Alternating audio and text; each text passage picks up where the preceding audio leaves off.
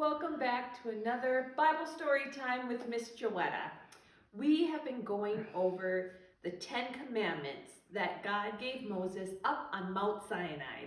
Yesterday we went more in depth into commandments number 1 through 5. We're just going to review real quick. Commandment number 1, thou shalt have no other gods before me. Commandment number 2, thou shalt not worship false idols. Number 3, thou shalt not use God's name in vain.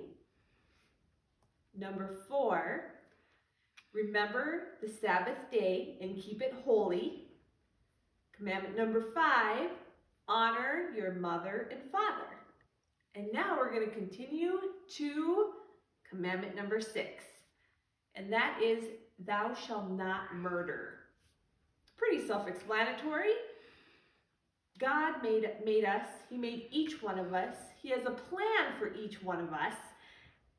And that can't be fulfilled if we're hurting each other and murdering. So thou shalt not murder.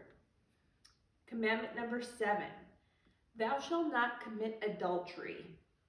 This one's kind of hard to explain to kids. So God created families. And God wants a man and a woman to get married and have kids and start a family, but He wants the husband and wife to be committed to each other. He doesn't want things to get in the way of that marriage and their bond together. So that means that once you make that vow to your husband or your future wife, that you stick with that vow and you are committed to each other in a relationship. Number 8, thou shalt not steal. God wants us to be givers, not takers.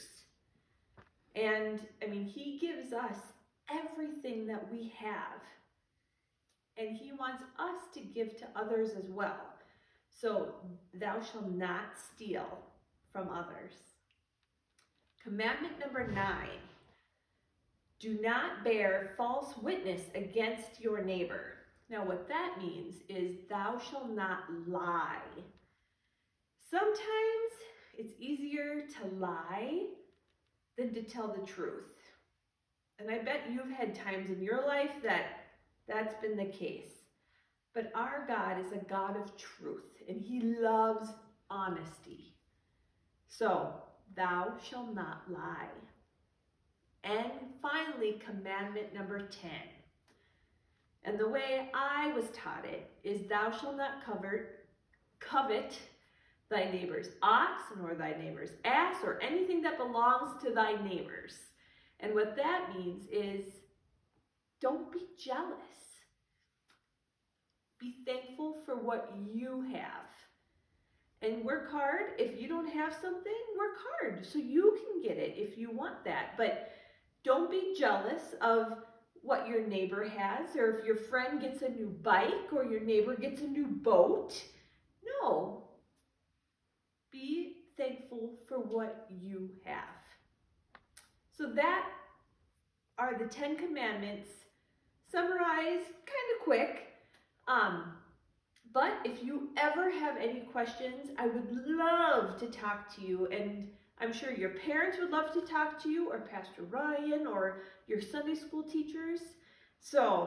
But these are pretty big rules that God wants us to live by. So we have taken 3 days to go over the 10 commandments.